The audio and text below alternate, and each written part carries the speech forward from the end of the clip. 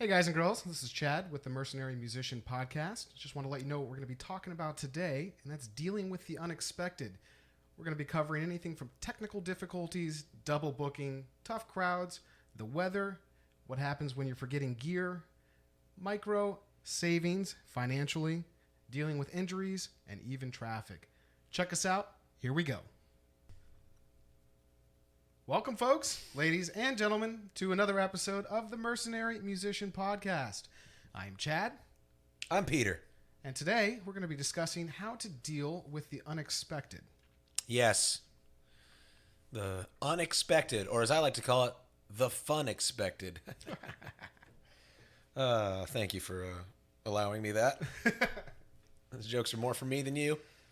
This is just going to happen. It's just kind of something that happens everywhere in life. There's a saying that goes, you need to just get comfortable with being uncomfortable because you just don't know what's going to happen. Mm-hmm. And it's like that. If you take your little telescope that we always use, you zoom all the way out.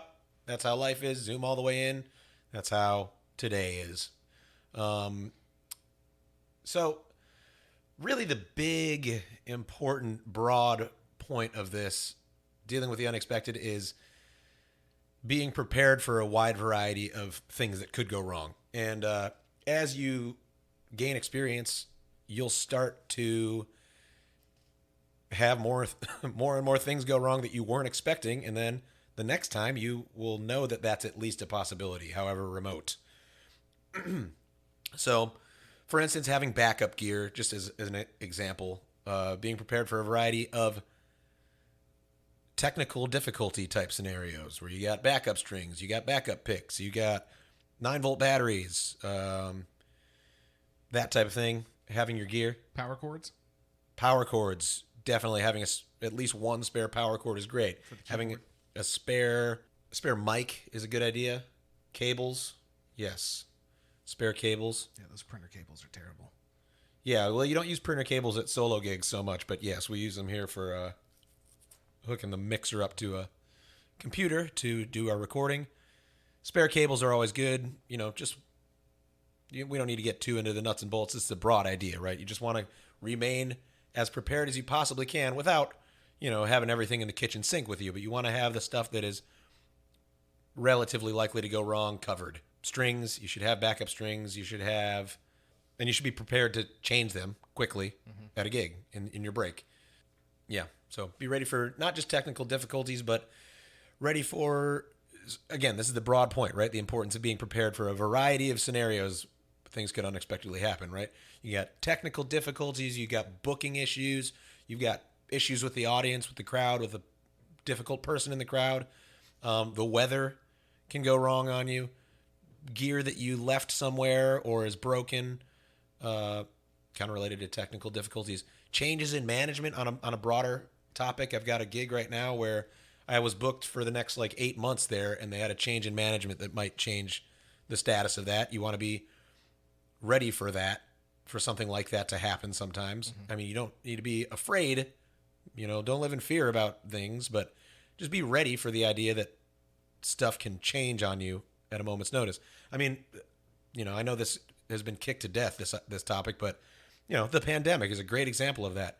It was completely unexpected. It changed the year, changed the next decade. It changed a lot of people's lives.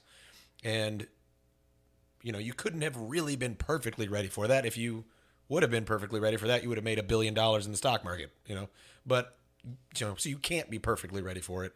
But you can be more or less prepared. You can be ready for a wide variety of scenarios. I think the ultimate version of being prepared for a wide variety of scenarios is having that sweet, sweet cash, baby. Savings. That's the really big macro view here of dealing with the unexpected. And the big picture is having enough money to survive if things go really, really wrong for however long. That was one thing that kept me solvent and let me continue to be a musician and think of myself as a musician even through that entire lockdown was got plenty of savings. I don't need to do anything right now. I can sit tight and be a musician who doesn't happen to work for the next 6 months. That is something I can do. Yeah. I don't have to immediately go, oh shit, what, I don't know, do I become a nurse, or what have you. That's the big picture of dealing with the unexpected. Be prepared. One of the most fundamental versions of being prepared is having savings, having money saved up. So you don't have to fucking sell your house to continue surviving. It's good to it's good to think about your savings rate. What are you making per week? What are you saving per week or per month for both of those numbers?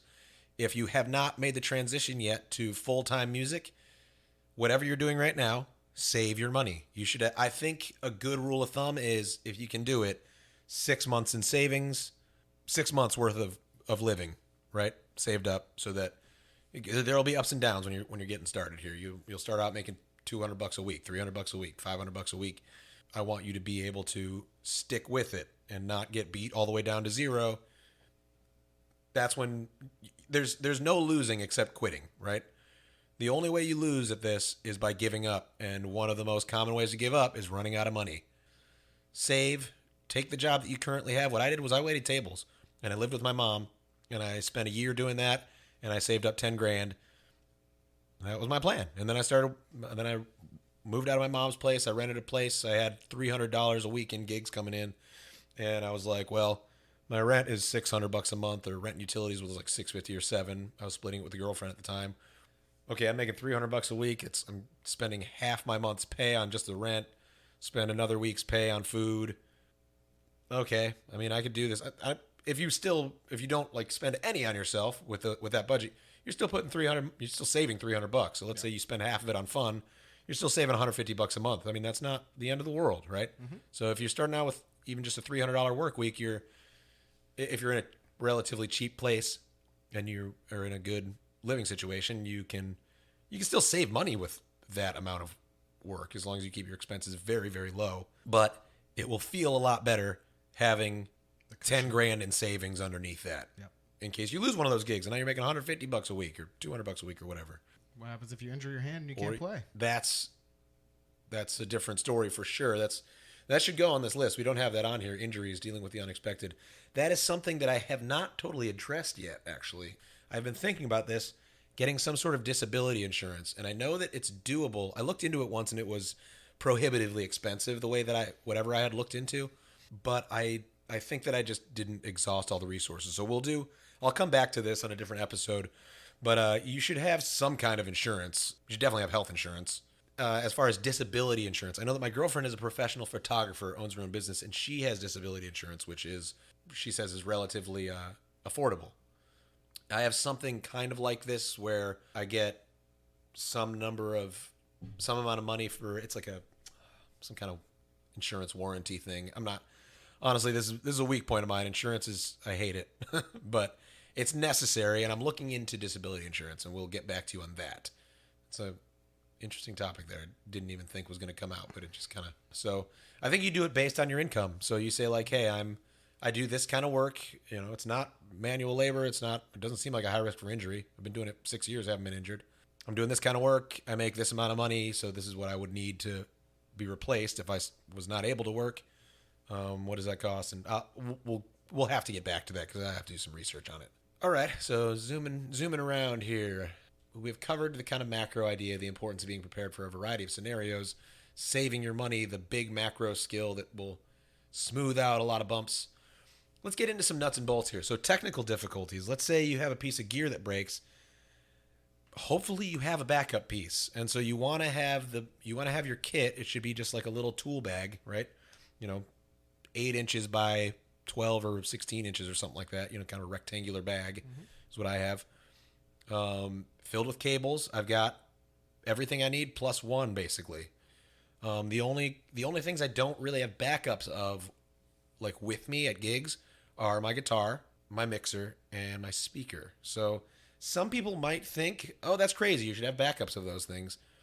I just really haven't had them break. I've been doing this for 6 years. I haven't had any of those things ever break on me. So I'm trying to think of a scenario where that would happen that doesn't include water or rain.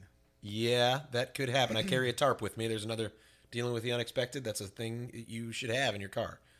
Keep a tarp. Be ready if you're playing outside. Have a plan we're kind of switching around to weather here from technical difficulties, but they can be related. If you're in Florida and you're playing outside in the summertime In the afternoon. and you don't have a plan for what happens when it rains, you are asking for trouble. It can rain on you out of nowhere, and you should be ready to roll. I like to keep a tarp with me for that type of scenario. I play under an awning at a gig outside, but it's not under an awning enough to totally save me from rain if it starts really pouring. So I'm ready. I'm looking at clouds. I'm seeing it. I'll stop. I'll pull up in the middle of a song. If it starts raining, I'll say, hey, excuse me, folks. It's not really time for a break yet, but I need to move some stuff here because I might be getting wet. And people, they don't care. They're not going to, it's not going to bother them. So it might make sense on your breaks when you're playing outside to check the weather app. It makes sense to check the weather app. Absolutely. Speaking of dealing with the unexpected, as far as weather goes, if you're playing an outdoor gig, especially if it's a kind of higher paying one-off type of gig and not like a weekly thing where you kind of have an understanding with a venue, if it's like a one-off gig,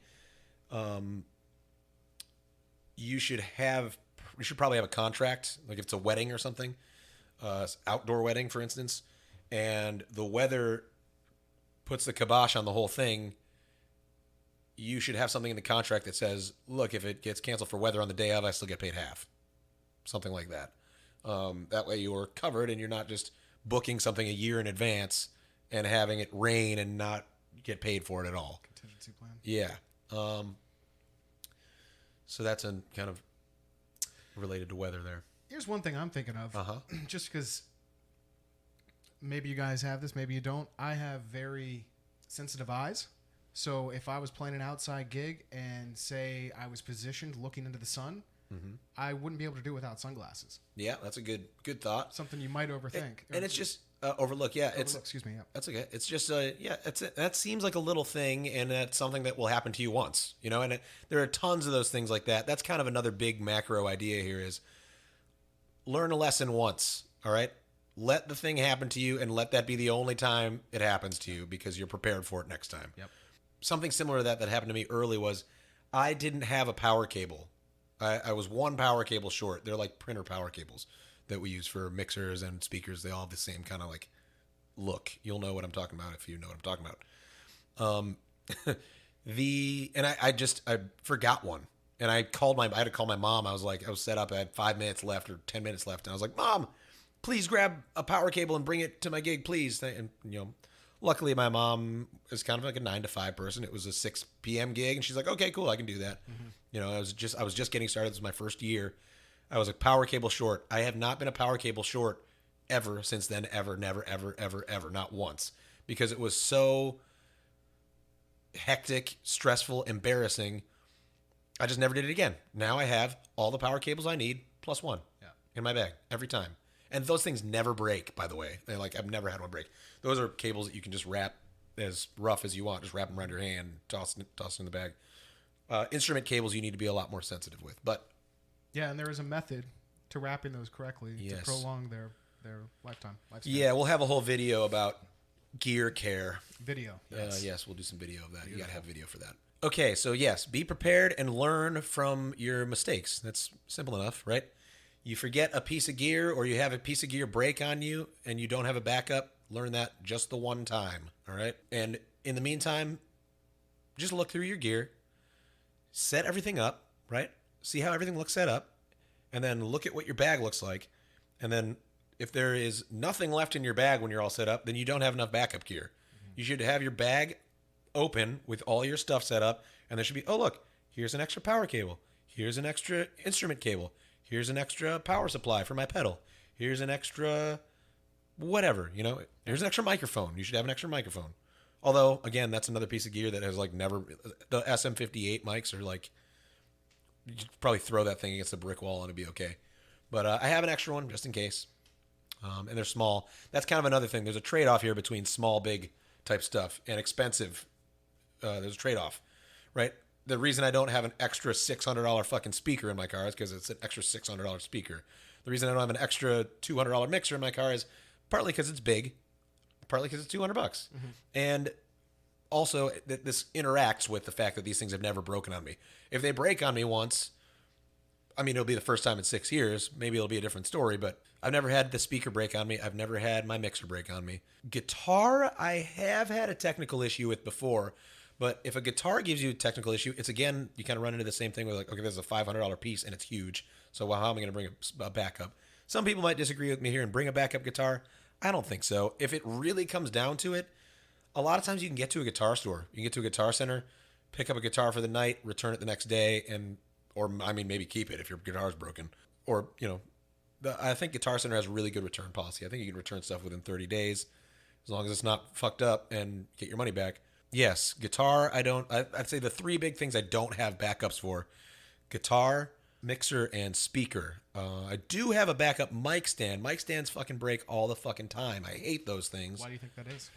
I just don't think anybody makes a really good one. I take that back. The one that I have right now has lasted me a long time. It's kind of starting to fall apart, but it's been a couple of years. Well, maybe part of that is because I took 6 months off from the pandemic, but it's kind of starting to fall apart. Fucking mic stands. I swear, if somebody could just make a mic stand that I knew would last my whole life, I would pay them $250 for it. You hear that, ladies and gentlemen? Look forward to the Mercenary mic stand coming 2022. Yeah, exactly. $250 price tag. That's exactly right. $249.99.99.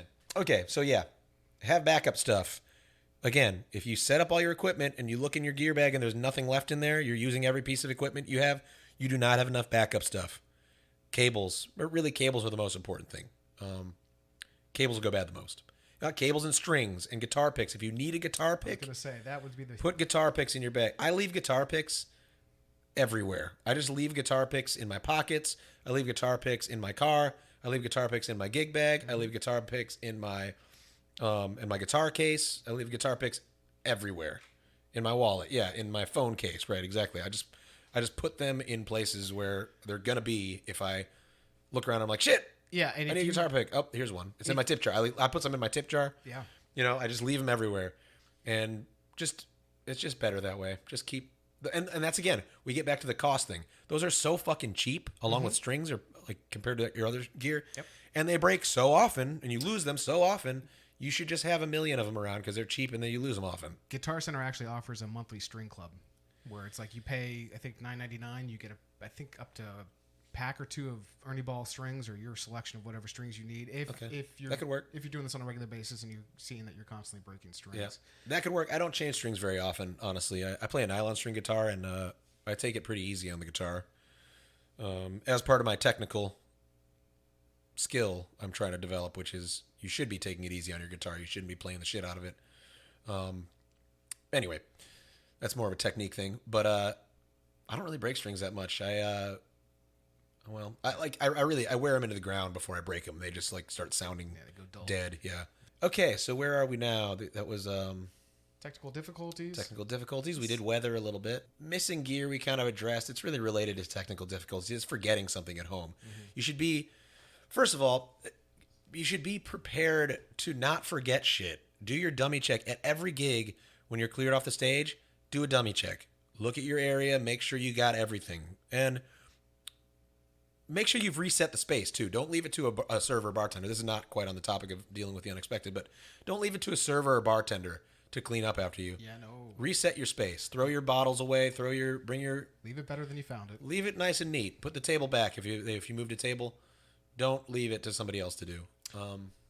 And yeah, do the dummy check so that you're not leaving shit everywhere. You'll get this feeling if you don't do dummy checks, you will leave shit. And you should do it before you leave your house, too. You should do it before you leave your house. That's exactly right. I actually have a checklist in my mind.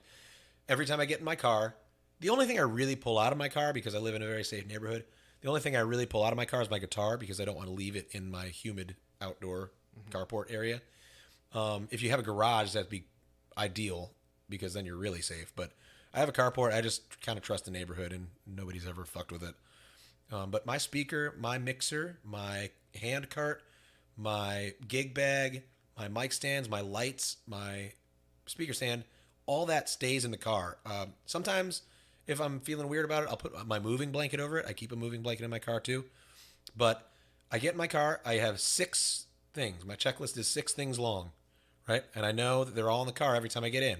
It's speaker, mixer, gig bag, stands, guitar, tip jar. I think I got everything. Yeah. Tarp's always in there, right? Tarp is always in there, yeah. So those I've got that little kind of mental checklist. If I have those 6 things, I can do this gig. Mm-hmm. That's it. And I just make sure they're in the car before I go.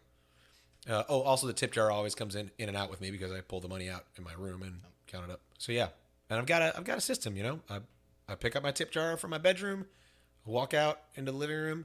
I make sure I got my guitar and I've got my 2 things that come in and out with me. Those are the only 2 things that ever come in and out with me, and I bring them into the car. And then I go 1, 2, 3, 4, 5, 6 tip jars in the front seat with me, and then I drive. Cool. That's it. Yes. So there you have it. Dealing with the unexpected. I want to throw another thing in here. Traffic. If you were the unexpected starts to dwindle away with more and more reps on a gig. So I've got this gig that is every Sunday. I've got these brunch gigs that are Saturday and Sunday morning, every Saturday and Sunday morning, 11 to 3. So the first time I went to these gigs, I showed up an hour early. That's my rule of thumb. If it's my first time or my first even month working with a gig, I show up an hour early because I don't know what the setup situation is. I don't know how traffic is. I don't know what the parking situation is. I don't know who I'm supposed to even be talking to. I don't know who my sometimes. I mean, you should know your contact, but I don't know what they look like a lot of times. I haven't actually been there before. All this stuff I don't know, that's leaves more room for the unexpected to pop up and fuck your day up. So first time I show up an hour early. This kind of goes right along with your meta skill of being prepared. Give yourself more time for things to go wrong on those first few gigs. Yeah. Show up an hour early. Now, and also it'll keep your booking person less worried. If you show up an hour early, the first day they're like, oh, cool, this guy's responsible. If you show up 15 minutes in advance, even if you know you can get set up in 9 minutes, showing up 15 minutes in advance, especially with no call, it looks bad, first of all. And, you know, it stresses somebody out who is trying to work with you. So first gig, show up an hour early, at least. I mean, show up an hour and 10 minutes early even. Much earlier than that, and I think you look a little amateurish. Like, it looks like you don't know. Like, why would you show up an hour and a half, 2 hours early to a gig? It's over the top. It's unnecessary. The only time I could see that working out is if it was a long distance gig. Yeah, that could make more sense. Yeah, just to be safe, you don't really know what you're gonna. Yeah, but to me, if I see somebody showing up, if I see somebody setting up at a gig at like 3, and the sign on the restaurant says music 5:30 to 8:30, I'm like, these guys. This is like, I think they would permit you to set up. They might. I mean, they might. It depends, especially if there's a stage dedicated to it. But like, they may not. You're right. But they may, and it just looks to me like, okay, this is the only gig this guy has this month. It just looks like a hobbyist who's super excited to be there.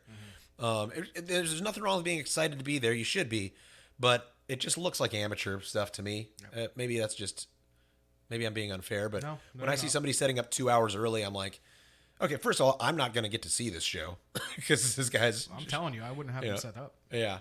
I wouldn't have him set up. Yeah. Well, that makes sense.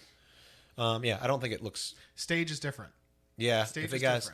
And I mean, don't get me wrong too. I've been on tour before with an original band, and you show up sometimes 8 hours early for a sound check before anybody's at the you venue. Get the sound check. A little different, a little different dynamics there. But if you're doing these bar gigs, an hour early is plenty.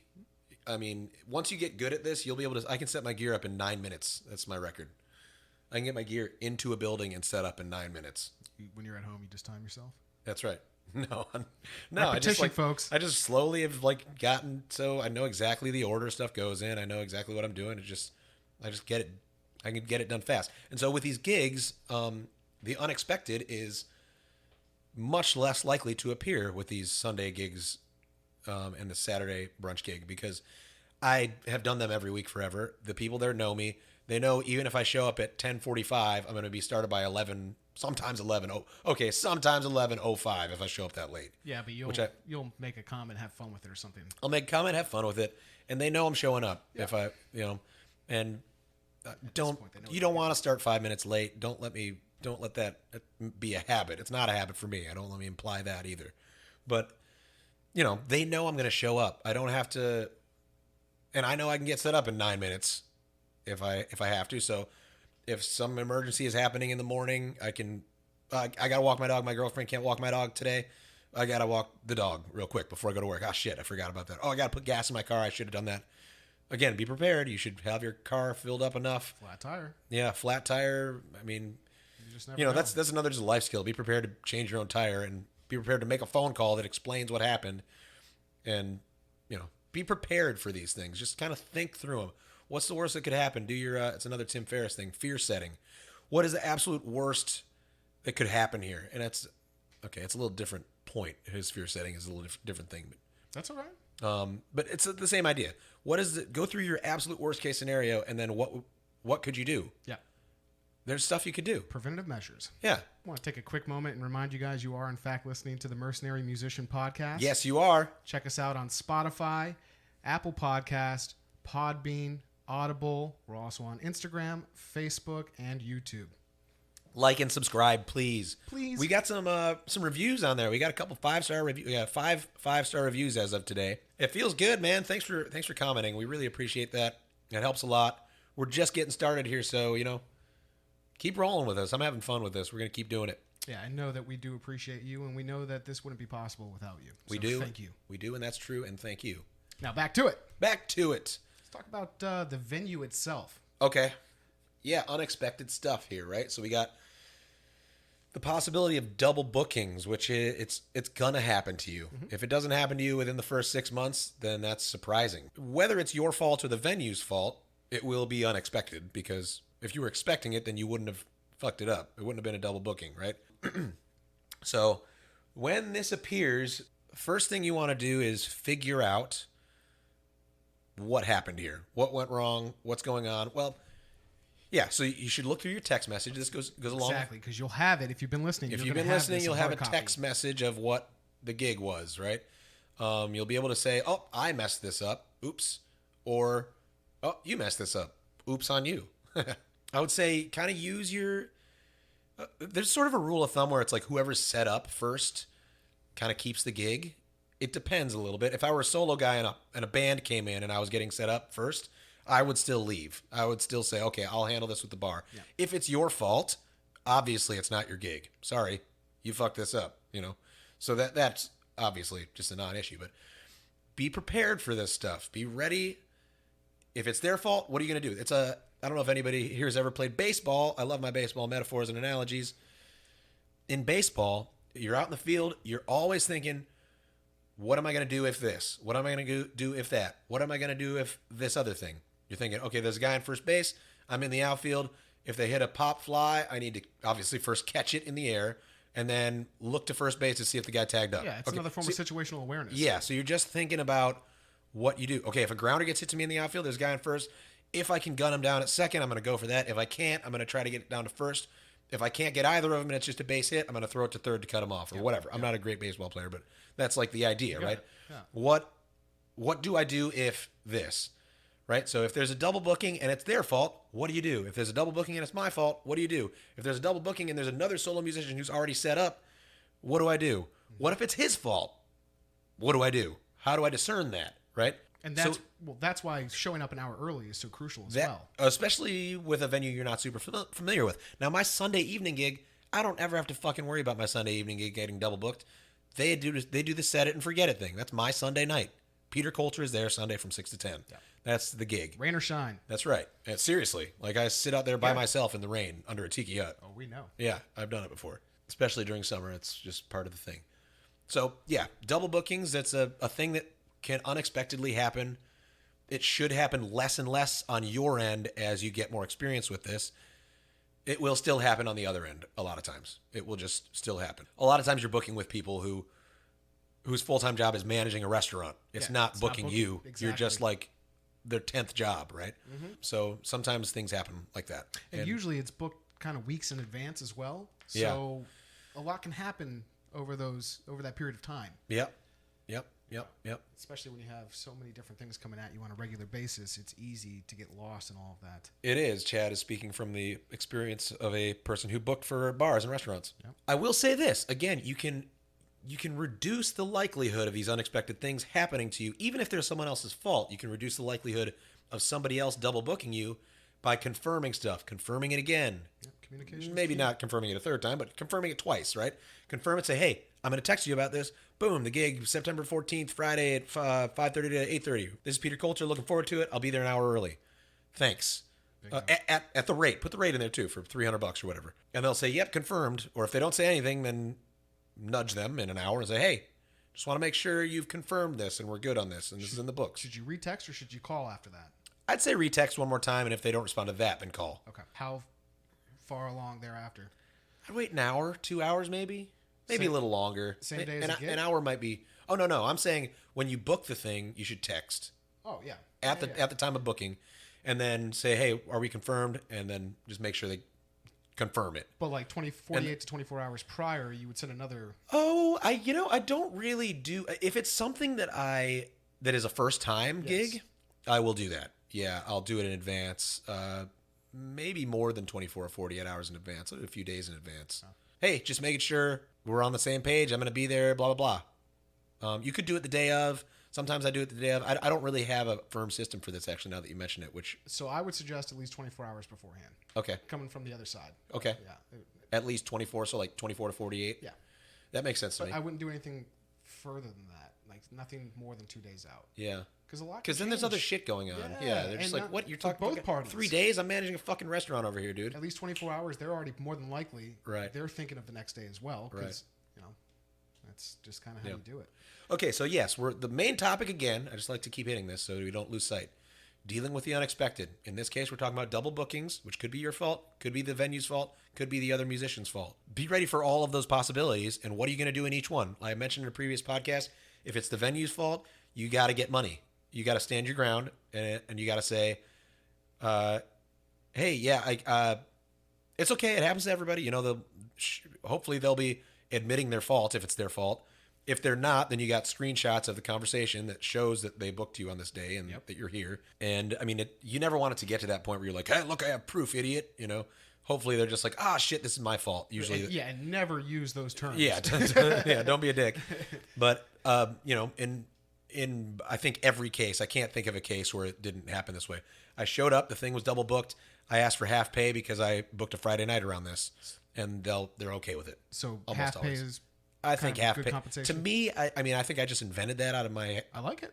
It works. Yeah. It makes sense to people. I've never had anyone be like, "Oh, what?" I think it's a little much to insist you pay full price for me to not play. Yeah. I'll take the night off. For half pay, fine. Yeah. It doesn't seem that bad to me, and maybe that's. I think some people out there might think that's a little pushovery, but I don't think so. I think half pay for not doing anything is fine, or it's not. Well, often it's not doing anything. It is driving a round trip to some place and finding out you're not playing. So there is that, but you're not gigging. You're not actually playing the gig. Yeah. So I don't know. I think, if you got a 253-hour gig, you got a 40-minute drive each way. It's an hour and 20 minutes to make $125 just driving, listening to a podcast. Mm-hmm. Yeah. Okay. Yeah. I'll take it. What podcast? And you, of course, the Mercenary Musician podcast. I listen to myself all the time. You're hearing it live here with us today. Yeah, subscribe, please. Subscribe, please.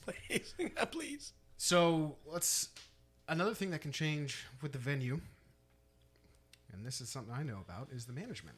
Yeah, this is a big, again, we're doing our little telescoping thing. We're zooming in, we're zooming out, right? There's the double bookings thing, which is kind of a small potatoes deal.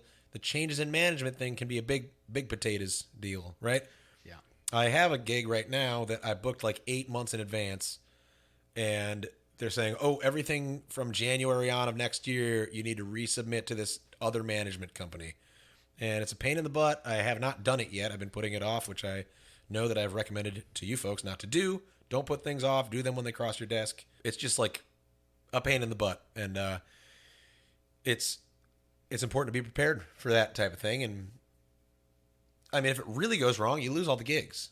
You could lose the gigs, right? Especially if you just don't have a contract and you're kind of just doing word of mouth.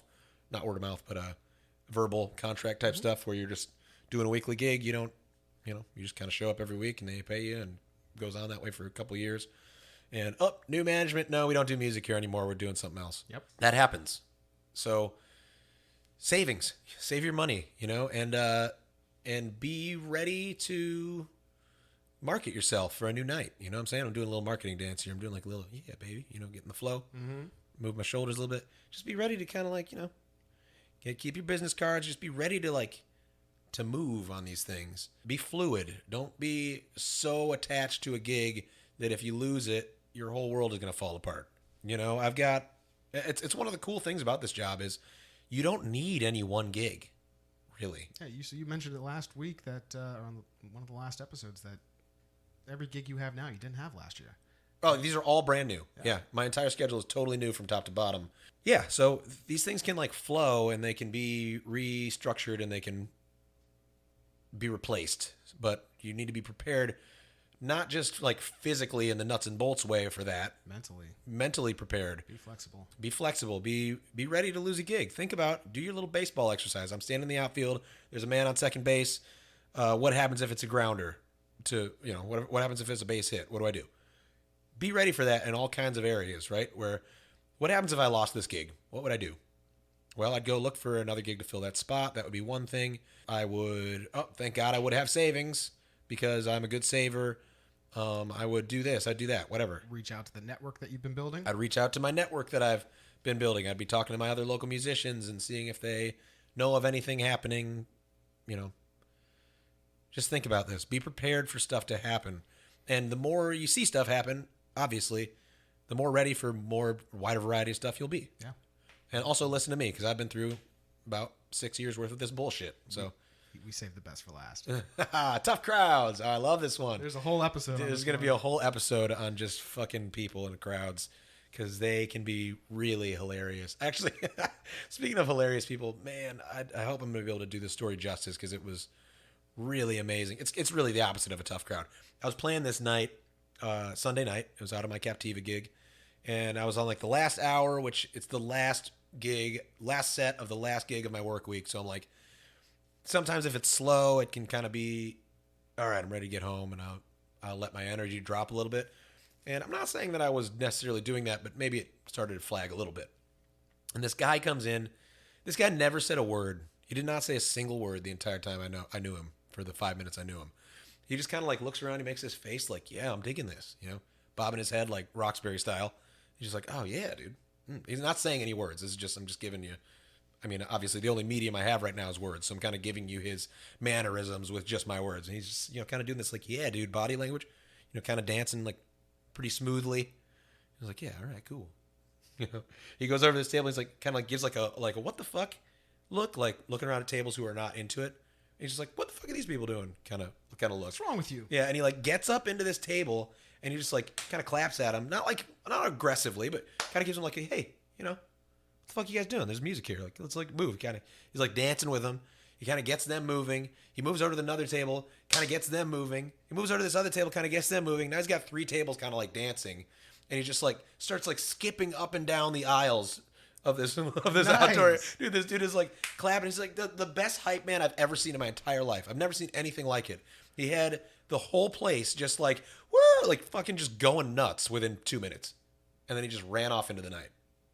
It was it was just the weirdest thing. It's the only time that's ever happened to me. It was just the most, I was just man, I said in the mic, I was man, it's not often I get out-hammed over here, but this guy fucking... Somebody find him, bring him back. This guy out-hammed me. It was amazing. I don't know how he did it. It was really the guy just had some kind of energy that was just people just loved him. I don't know. It's just I'm sure that guy's a billionaire. Yeah. What, or he has many friends. I'm sure that guy is just has no problem making friends. Okay, so we're going to the other side of the coin here. Tough crowds. Being prepared. Again, we're going to go back to our baseball analogy. I want you to think about what would happen if everyone in the room just couldn't be bothered to look up at you the whole night. Nobody gave a shit. Nobody's tipping. They might give you a look of mild annoyance. That's the best you're going to get. Think about that. What do you do? How do you react? All right? That's going to happen to you. It is going to happen to you, and that's okay. It has happened to me many times, more times than I can count. Typically, you will get tipped, even if people are not into it. Somebody will say, hey, I really enjoyed it. They're not clapping partly because no one else is clapping, and it's just they don't want to be the only one in the room clapping. Right. They're enjoying the music, and part of the thing is they didn't come out here for music. They came out here to chat with their friend they haven't seen in a month or whatever. Yeah. And they come up at the end of the night, give you $10 and say, hey, thanks, I really enjoyed your music. You were good. Yeah. That will often happen at these gigs that you think are totally fucking dead. All right, so what you need to do, and I'm going to give you, I kind of want to give you the overview here. You need to be ready for these different situations, but the nuts and bolts response to this is to do your best to keep the energy up, and don't do it in an aggressive, mean way where you're like, now I'm just going to get louder because fuck you guys, listen to me. Right. But do it in a way that is just like imperturbable. You are having fun. You play for yourself and enjoy your gig. Enjoy it. Have fun. You're still getting the base pay if you're listening to this podcast. You're still getting your base pay. You're still getting probably a free meal. You're playing music. You're getting a little bit of experience. Like, you're getting some stuff out of this, all right? Make little jokes out of it. Keep talking. Don't give up on them completely, all right? I know the weirdest feeling is talking into a mic trying to tell a story and no one's looking up, no one's listening. That's a weird feeling. But go for it. Keep them brief. Don't do like a long story where people are in their conversation and look up and go, this guy's been talking for fucking 3 minutes. Are you kidding me? Short and concise. Short and concise little stories. Make a little self-deprecating joke. You can make a little joke about how they're not responding to it. Be light, all right? Mm-hmm. But like, these are ways you can respond, and I want you to just think about these scenarios. Think of a worse one. Think of everyone's ignoring you except one table is actively hostile, and they hate what you're doing, and they're like frowning at you and sneering at you and telling you in a rude way to turn it down. That will happen sometimes. Mm-hmm. Think about what you do then, right? We're not gonna get in the nuts and bolts of every single one of these situations, but think about these situations. Think about what you do. Think about what you do when the crowd is really into it. Do you take every single break? Do you take 2 20-minute breaks in a 3-hour set? Or do you roll through and do you like let them know you're rolling through? Flexible systems. Yeah, flexible systems. It's a great way to deal with the unexpected. Do not be brittle. Don't be rigid. Be flexible. Mm-hmm. When a crowd is really digging it, you can say, you know what? I would ordinarily be taking a break here, but you guys are into it, and I'm not one to take a crowd like this for granted. I'm just going to keep rolling. Let's keep rolling. What do you guys think? Yeah. It's like, thank you so much. I just wanted you all to know how selfless and brave I am. Here we go. Make little jokes out of it. That's a different unexpected scenario. You weren't expecting a crowd at a dinner at a restaurant to stop what they were doing and get into you, right? Yeah. But they did. So now what do? You deal with it in an optimal way. So think about all these scenarios and prepare. Be prepared. Yeah. Awesome. Cool. You heard it here first. Yeah, I think first. Foist. I think we're done. We are done. All right, bye. Thanks, ladies and gentlemen. Like, subscribe. Thank you so much. We're on Instagram, Spotify, Apple Music, Pornhub. What else? That's it. Adios, guys. Thank you. Thank you for listening. If you liked what you heard today, check out our other episodes available on Audible, Apple Podcast, Podbean, Spotify, YouTube. Check us out on Instagram and Facebook, Mercenary Musician. And if you'd like to, go ahead and email us any questions or comments you have at chad@mercenarymethods.com and peter@mercenarymethods.com. Thank you.